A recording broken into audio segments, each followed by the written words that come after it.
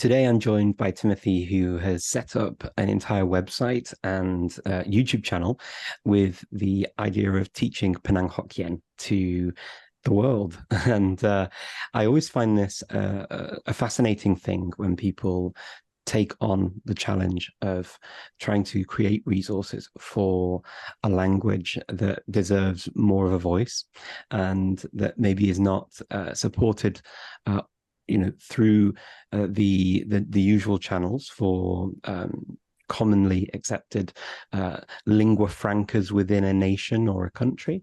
And it's one of the things of the Polyglot Conference that we like to talk about: Indigenous, endangered, and vulnerable languages. And I think Penang Hokkien probably would fit under the endangered category. First of all, thank you for joining me today, Timothy, and welcome. Thank you so much, Richard, for having me today. It's wonderful to be talking to you over Zoom today. Well, the pleasure is all mine, and I'm very pleased to say that we'll get to meet up in Penang for the language event in December. So I'm very, very happy about that. And I hope that some people who are listening to this now will meet us there as well and get involved.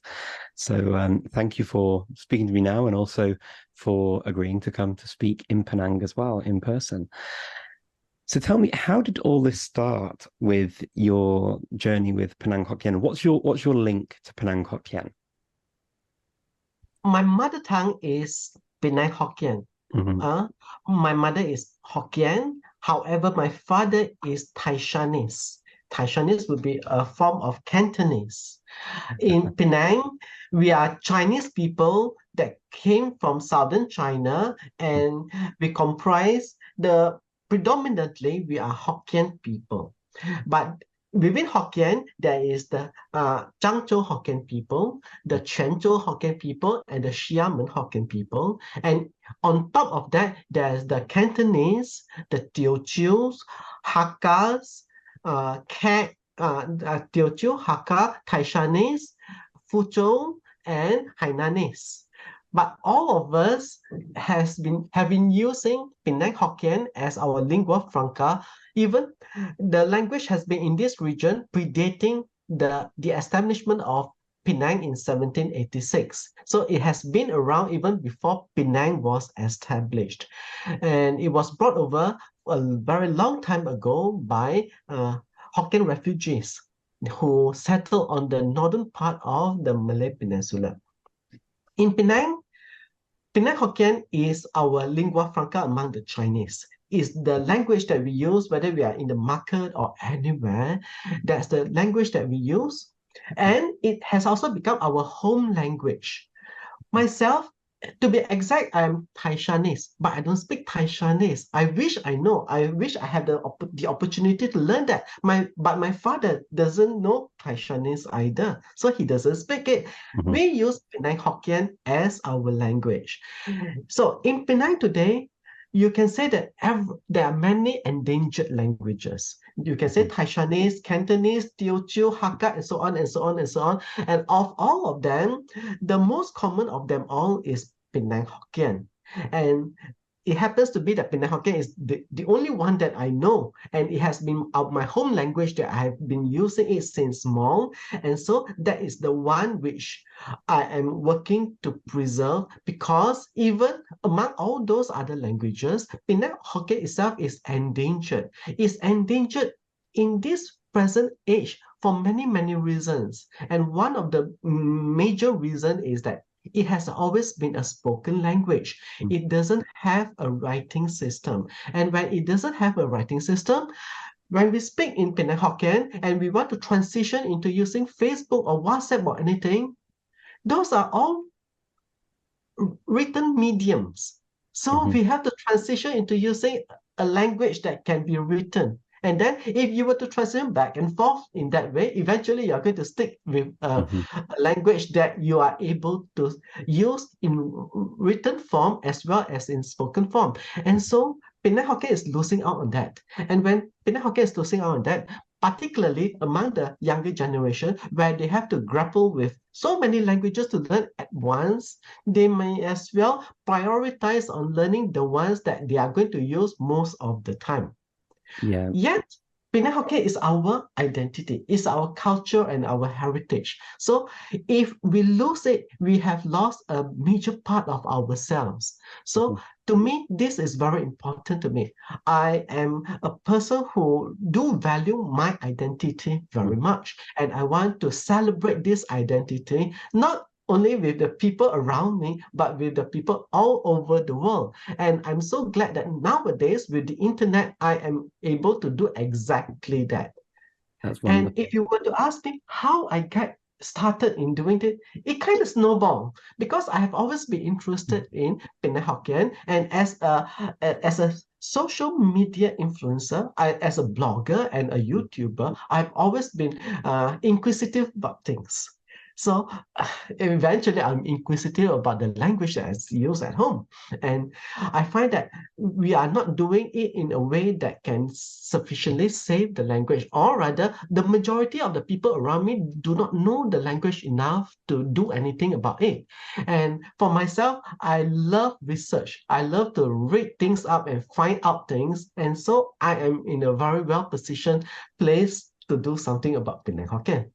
Well, and it's very good that you're doing it. Thank you for telling us so much about, your history and your connection to Penang Hokkien.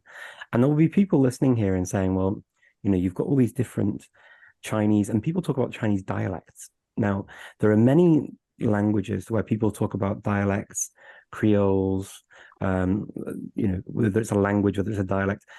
I mean, uh, these terms are used for very different reasons. And so, in terms of Chinese dialects, when people think of a dialect, they may think of someone speaks a bit differently. And so I can understand them. But of the languages you mentioned, the varieties that you mentioned, um, are there any that are mutually intelligible with Penang Hokkien that you can maybe have a conversation? And which ones would they be? And which ones would people be surprised maybe they're not? Mm. When we talk about mutual intelligibility, Mm, I will have to look at the various dialects of Hokkien, the various variants of Hokkien. So Penang Hokkien would be a dialect of the Hokkien language, mhm, just as Singapore Hokkien is. mhm, So there is a certain degree of mutual intelligibility between Penang Hokkien and Singapore Hokkien. mhm, And the further we go away from Penang, the mutual intelligibility reduces. If I go to Taiwan, for example, they speak Hokkien as well.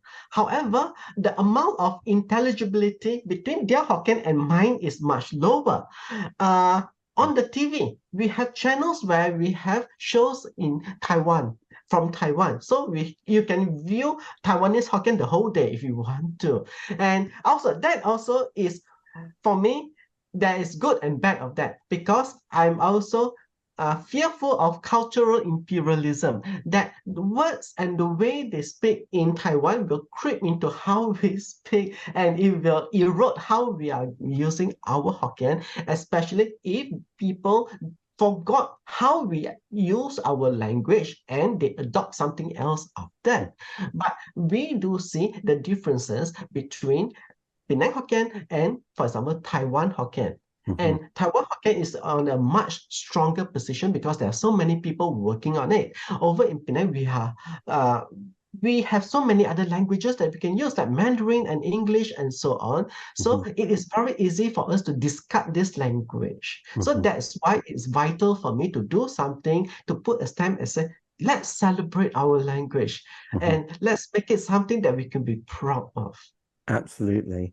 And I mean the other languages that you mentioned, the other Chinese varieties that you mentioned that are spoken in Penang, for example, like Cantonese. Um, Yes. is there any mutual intelligibility for Oh, I Cantonese? don't think so. No.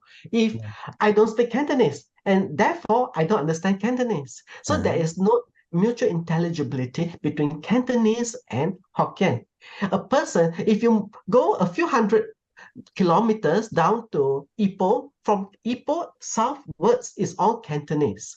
mhm, So in Malaysia, the Chinese languages is based on the town.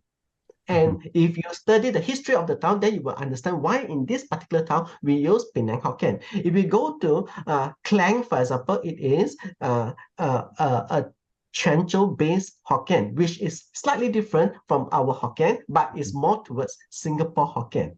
So this is all due to the history. And why is it? If you go inland, the towns on the inland part is predominantly Cantonese speaking. They use Cantonese over there. Over on the coast, they use Hokkien. So there is no mutual intelligibility. You have to learn both as two separate languages. And if you are talking about mutual, the nearest language that is nearest to Penang Hokkien would be Teochew. Teochew and Penang Hokkien, they are all under the Southern Ming languages, family of languages. So there is greater intelligibility between Teochew and Penang Hokkien, but still not completely. And so if a person who is speaking Teochew were to talk to me, there will be instances where I do not understand what he is saying. And there is the greater likelihood that he understands me more than I understand him. So the intelligibility is one way, partly also because Penang Hokkien is the lingua franca. So Penang Hokkien is the language that most likely everybody in Penang will understand. And among them, there will be those who also understand Cantonese, those who understand Teochew. So after Penang Hokkien, it will be Cantonese as the second and Teochew as the third among the Chinese in Penang. Wow. Okay. So, I mean, I think a number of people would understand that, for example, Mandarin and Cantonese are not mutually intelligible. And the interesting thing you mentioned as well was that Mandarin is taught in the schools. I think you said that people speak Mandarin, right? And at least when I was in Malaysia, I definitely saw that Mandarin was the Chinese variety that was used in schooling. Is that something that unifies people across Malaysia as a lingua franca more broadly? Yes, it certainly does. Mandarin does its job, and it does its job very well in unifying the Chinese from various backgrounds.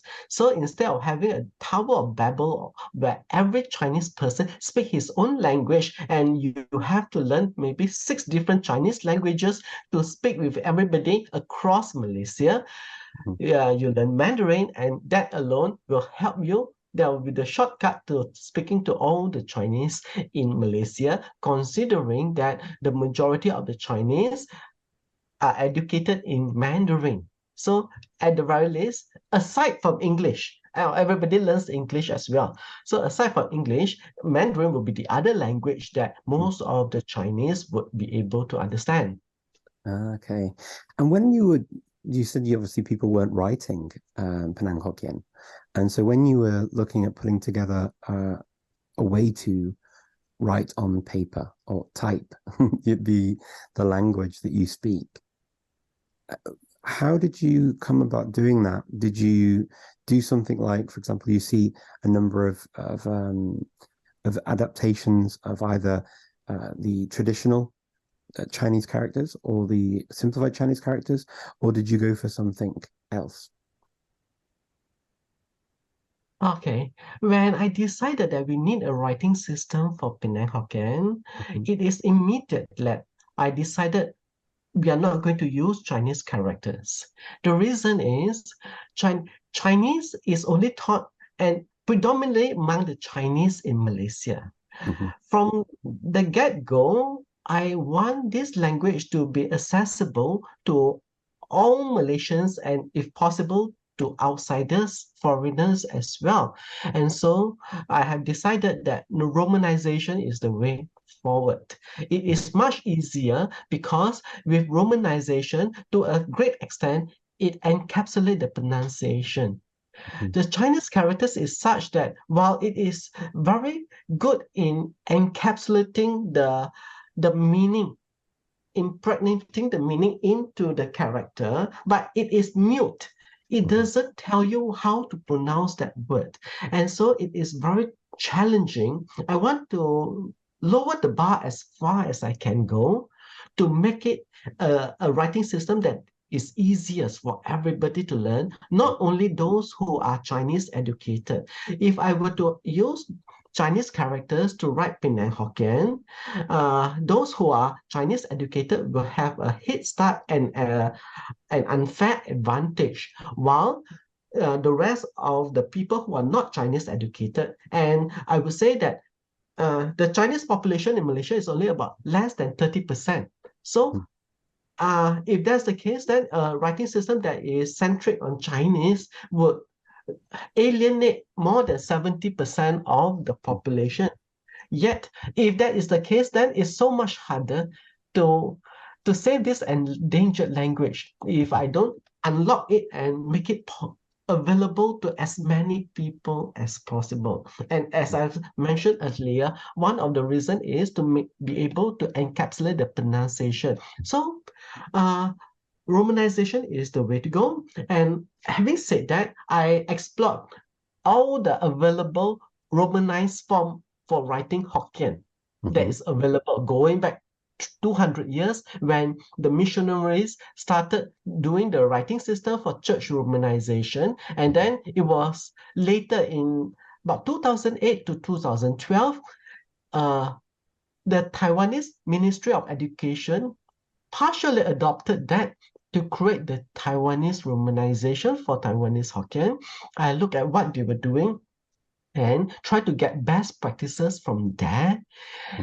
I don't think about, is it possible for me to use Dutch romanization or Taiwanese romanization for writing Penang Hokkien? I look at the pros and cons, and eventually I decide that we need a homegrown system. We need a homegrown system that can leverage on the education that the people get from the schools in this country. So in this country, people learn English, Malay, and Mandarin. So I need to take advantage of that rather than to introduce something that is completely foreign. If I were to use the system that is created by the missionaries as well as by Taiwan, the spelling to a certain extent is not intuitive. You want something that is intuitive because there are words that is social already accepted. The spelling of some words in Hokkien is already accepted. Oh, there is a call coming in. I'm sorry. I never expected that. I'm in a call right now. I can't talk. So sorry. Okay, bye-bye. So sorry about that. I better put this on mute. It's okay. I can edit the video. It's fine. Yeah. Where was I? You're just saying the intuitive. I was trying to explain that I want something that is intuitive. I want something that is intuitive. There are already some words that are commonly accepted. The spelling of some words that are commonly accepted. And also the spelling of surnames. Surnames and people's names, we don't want to respell it just to conform to some foreign writing system. We want something that is familiar to us. So that's why it's necessary to create a homegrown system that takes what we already have and improve on it. I mean, that makes sense to me. And obviously you need to have people who speak Hokkien or Penang Hokkien in the beginning using the writing system to be able to then propagate it, I guess, and to have materials that if people are using it to write, then it helps the teaching of it, right? So there's kind of a, without one, you can't have the other, and That's so the true. circle continues. Yeah. Chasing after yourself around and around. So, I mean, you've been working on this for 10 years. Yes, 10 years. Because it's almost always a one-man show, so that's why it takes so long. Well, tell me about that. I mean, the one-man show business. I mean, have there been other people who have made efforts with Penang Hokkien in the past? I have been doing this, but of course, other people have been doing it their own way. And sometimes, while I'm doing this, I have a Facebook group of people who are like-minded with me, and they are the ones who have made it possible for me to compile all the words that I put into the Penang Hokkien dictionary. Because almost every word I would run through with locals, with those people who speak Penang Hokkien, and my Facebook group have about 17,000 members, and so they are. So while it is one measure in that I put in all the energy and effort in putting all these things together, I am supported by those people who contribute their knowledge, because I can say for sure that I am not the expert in Penang Hokkien. There might be people who know more words than me. Well, especially in the beginning of things, I can definitely say that I'm not the expert on this. I just have the interest and the passion to do it. But I because yes, one more thing which I have to say is I'm not Chinese educated. I am not Chinese educated. I do not understand Mandarin. So I am a very odd one out in this local society where almost everybody understands Mandarin, but I don't. So to do research on Penang Hokkien, which is a Chinese language that relies on learning Chinese characters. Yes, I have to learn that from scratch. I have to understand how the tones and so on perform. And so it is a challenge, but it is also a fun challenge. It's a really, really fun challenge. And I would have to say that if it's not fun, I would have stopped a long, long time ago. But it is a fun journey that I have taken, and the Facebook group continues to grow and grow with people who are like-minded, who have been so supportive of me. And also I have a programmer who has assisted me in making my dictionary interactive. Of course, in the very beginning, my dictionary is just like a glossary. It's just like a glossary with lists of words and so on. But over time, it becomes more and more sophisticated, where it's easier for you now to search using English or Malay or Mandarin or different languages to look up words, and you can do cross-referencing between a word written in the modern standard romanized form, or with church romanization or Taiwanese romanization, and so on. So among Hokkien dictionaries on the web, I would say that mine is the only Hokkien dictionary where you can search using English. You can search using English to find the terms, and you can also see in my dictionary how a certain word is pronounced, not only in Penang Hokkien, but also in Singapore Hokkien, in Taipei Hokkien, in Xiamen Hokkien, and so on. Because I collect all the pronunciation as is available, and I'll show them in the dictionary, because I am inquisitive. I do it just for my fun of knowing things, but it is byproduct of preserving Penang Hokkien.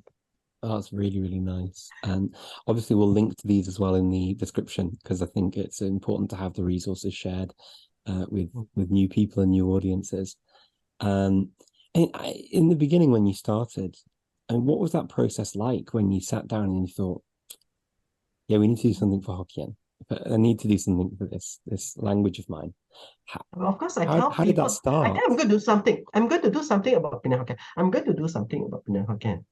And I have to say that I have people who support me, and I also have critics who criticize what I'm doing, because as I told you, there are other people who are also working on this, and suddenly there's this new kid on the block that decides that he's going to do what he is doing, and he has no credential whatsoever. I'm not a linguist. I don't come from any linguistic background. I have no linguistic knowledge. So what am I doing? Why am I doing this? And I think those people who are academicians feel like I am intruding into their space, and hope that one day I will just give up this ridiculous thing that I'm doing, and I will stop. But years and years later, I'm still around, and it just grows bigger and bigger and bigger, because I know what I want to do. I want to preserve my language. I want to modernize it. And sometimes I have to say sadly that there are people who in the beginning I thought that it's great that I'm interested in this, but eventually we are not of the same mind. And so there are falling out with people, academicians, and so on, who don't agree with what I do, and I don't agree with what they do, unfortunately. But I still keep on doing what I'm doing, and they keep on doing their own way. This is a common thing that I've heard for language revivalists as well, and in other parts of the world. I've got to say that I always find it a shame because harnessing energy and having the same end goal of looking out for the language and keeping the language alive and getting people learning the language. I think what we often miss is the energy, and you clearly have lots of energy for this. And I think that sometimes putting aside differences to get to an end goal is a more important thing to do. And so I hope that in the future these differences are able to be mended, or what sort of, to be able to actually come together in a way to work on common goals. Now, in that, I understand as well that you have had some recognition from authorities there in Penang. Is that right? That is very true. Yeah. Actually, I do not get any attention or recognition until this year. I mean, 9 years, 10 years of doing this is all myself and with my group of language Penang Hokkien enthusiasts spread all over the world.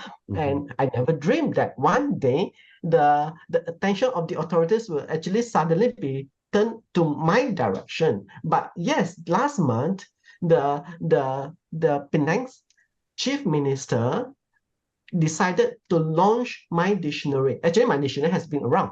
But he is so kind that he wants to launch this dictionary so that it will give more exposure to what I'm doing, my dictionary and my YouTube channel, so that more people would be able to understand that, recognize or pay attention to what I am doing for those years and years which I've been doing alone. And of course, I'm incredibly surprised and grateful that the authorities suddenly pay attention to what I have been doing. I have never sought their attention in that way before, but to receive it is, of course, I would not turn it down.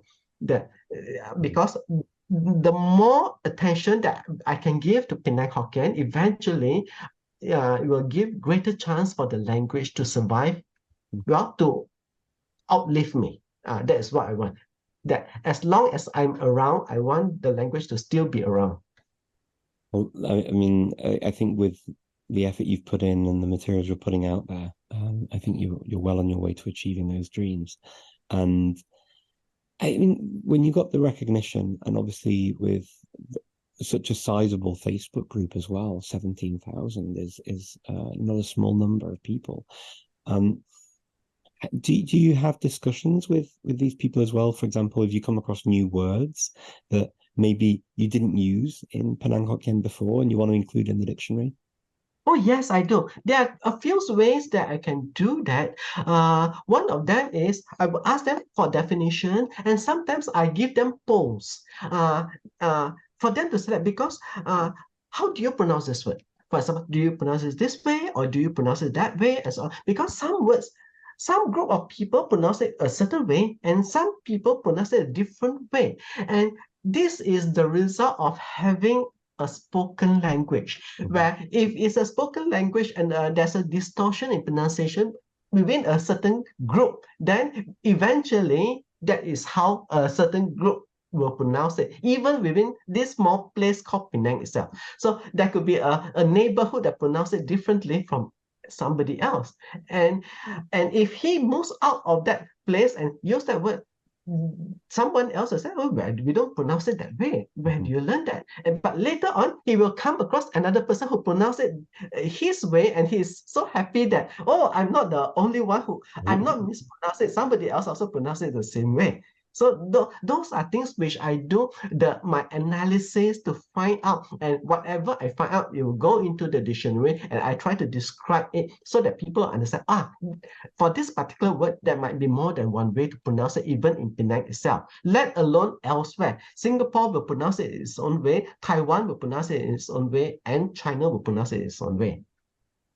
And I mean, it's good you're using this group for to find out the way that you're pronouncing things, and maybe words or things that you're not aware of. I think it's wonderful to look at the community, because it's the community that speaks the language when it comes down to it, and it's the language of the community that you're representing, right? So in that vein, I mean, is the community, when they're sort of talking to you and taking on your way of writing the language, are they then using that online to create articles or blogs or materials? Not yet. Not yet. At this point in time, the majority of the people are still, I would say, illiterate in the writing system. Yes, in 2021, I staged a story writing competition for where there are prizes to be given out. And I do receive entries. Mm-hmm. And I can see the effort that the contestant put in to write using the writing system. And uh, to a certain extent, I'm so surprised that they are able to learn everything online because I never conduct a face-to-face class. I have no time to conduct a face-to-face class. So everything is always online and it's always via the Facebook group or anything else where I can communicate with them, maybe over email or WhatsApp and something, but never face-to-face. And for them to be able to write a story entirely using the writing system, actually it astounds me. But at the same time, I come across a lot of spelling mistakes as well. Mm-hmm. And when I saw all those spelling mistakes, I say, oh, maybe it's premature. Maybe it's premature to be so ambitious to do a story writing competition. I would love to do a story writing competition, but the people are not ready for it. Yes, but maybe I'm. This is something which I need to think about, where I want to revisit doing a story writing competition in future, but I want to get the people more ready. So between then and now, I've been creating a lot of YouTube videos that explain the grammar of the language, on how you write it, and to help them make sense of it. Because if I don't explain to them, most likely nobody else is going to explain it to them of how do you put it, how does the tone change, and so on. Because Penang Hokkien is quite different from Mandarin. If you know Mandarin, if you know the tone sandhi in Mandarin, the tone sandhi in Penang Hokkien is far more complex than the one in Mandarin. So all this, if I don't explain to them, they would not be able to write it properly. But if you are able to write it properly using the writing system is very precise. You are able to get exactly what you are trying to say, even if there are many sentences that sound the same but mean different things. Like, say, for example, in English, we have those homophones. The word way and way. Way can be one way, go this way, go that way. Or how much does it weigh? Is also way. But we differentiate using the spelling. And in this writing system, a few words are also spelled that way. There are heterographs in this language where I have to spell it slightly differently so that you can differentiate what you are talking about. Otherwise, you can have one full sentence that mean two different things in Penang Hokkien. And I have found those sentences which I can show to them because it's quite laughable to people who say, aha, yeah. They actually sound the same, sound exactly the same, but they mean two different things. So, but the writing system can help you disambiguate. They help you disambiguate and say, aha, this is what you mean. And that's the purpose of the writing system. It's not just to transcribe sound. It's not just to transcribe sound. It is also to convey meaning. And the main purpose of the writing system is to convey meaning, to convey clearly, precisely, and immediately. When I say immediately, I don't want people to get stuck in writing, reading a certain word and then having to ponder, what does that mean? Yeah, I know that's this word, but what does it mean in this sentence? So you don't want to having to keep on pondering over the context. Oh, I have to understand from the context. I want you to be able to read it and be able to get the meaning immediately. But to do that, you need to understand each word. You have to know each word and you have to know the grammar. So with knowledge of the words and the grammar, you will be able to read precisely. Okay. So, I mean, there is some work then for people to do to actually learn to write it well. And then I guess when you have a nice group of people like that who can do that, then maybe there are teachers then available to teach, or do you already have people teaching? No, Apart from not yet. I do not have any teachers yet. So those are even, yeah, I would consider this my first 10 years. So this is an effort that is lifelong because Mhm. I need now to get teachers, to get people so passionate or enthusiastic about the language that we are using, that they would be able to master this writing system and then be able to teach others. That would be the second phase. And I am hoping to reach that second phase Wow. right now, Well, but I have not yet gotten there because it's myself at the moment. of course. I mean, it's fascinating to sort of hear the journey you've had so far, and also the hopes for the next phase in that journey, because I think it is important to sort of to understand the time involved with this. Very often at the conference, and for me myself as well, my journey myself with these languages, we often like to think, oh, well, I'll learn a little bit, and I think learning a little bit is nice. And I still encourage people to learn a little bit of everything. I think it's always very nice. But if you actually want to do something that's going to really have a huge impact on the language and its community, there's quite a lot of work involved and a number of years involved, as you've just highlighted with your story. And I think it is really important to know that. If there are any things that you've learned along the way, or things that you would advise other groups around the world who are maybe in a similar position to you, where they want to do similar projects with other languages, what would your I advice be? suppose what I have done is very much the blueprint of how to save a language, because the experiences that I have gone through can be something that can be a learning material for somebody else who is attempting to save his mother tongue or a foreign language that he is very much invested in. I'm working on a language that doesn't have a writing system. I compile the dictionary for the language. I create the writing system for the language. So in a sense, I am doing things where I have to venture into new frontiers where Mm-hmm. there is no template for me to use. Mm-hmm. Nobody I do not know of anybody else who has created a writing system for another language. Even for the most obscure language, somebody will say, we are going to learn that language, but Mm-hmm. I'm going to learn it because the writing system is already there for me to learn. In this case, there is no writing system. I have to create one for that. So I have to go along it as I go along and devise something that works for this language. And as I go along, it's not so much about what I want, but what the society is able to accept. So I have to base it on their education, what they are able to grasp. Mm-hmm. And from there, I leverage on that to create the writing system for them. So that is one thing which, if somebody else need to create a writing system for their language, that those are learnings which I can share with them of what I have been through, and maybe that will help them as they go on their own journey to save their own language. Yeah, no, that's very nice. And I think from what you said about that it's not just, as you said, writing down the sounds. You've also made an attempt to show the etymology, the origins of these words, and so that people can understand how they're connected, how they might be used in different ways, and there's quite a lot of thought that's gone into that process, because it's not an easy thing to do.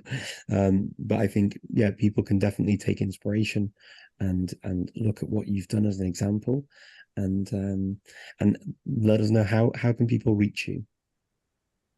Hmm? What How do can you say? people reach you? How can people reach you? How can people reach me? Mhm. Can people reach me? I'm quite accessible on the web actually. They can, if they know my name, they can just type my name, or they can look for Learn Penang Hokkien or Penang Travel Tips, and they will be able to find the contact for myself. Yeah, yeah, Well, it's we'll put some actually links. always. Yes. We'll put some links in the Yeah, you can description. put some links. Yes, you can put some links, and they can reach me. And I can tell you that it will be my great joy to help anybody who is working to save their language. Yes, I would love to help you if you are saving your own language, whether it's your mother tongue or some obscure language that you are very interested in. I can share with you what I've been going through, but I can tell you that it's going to be a slow crawl. It took me 10 years, and this is only how much I have accomplished. Yeah, this is how much that I have accomplished. Yes, I have my dictionary. I have a very big dictionary now. I have quite a big Facebook group. I have my Learn Penang Hokkien YouTube channel, and I have material to teach people. But it's still myself working on this.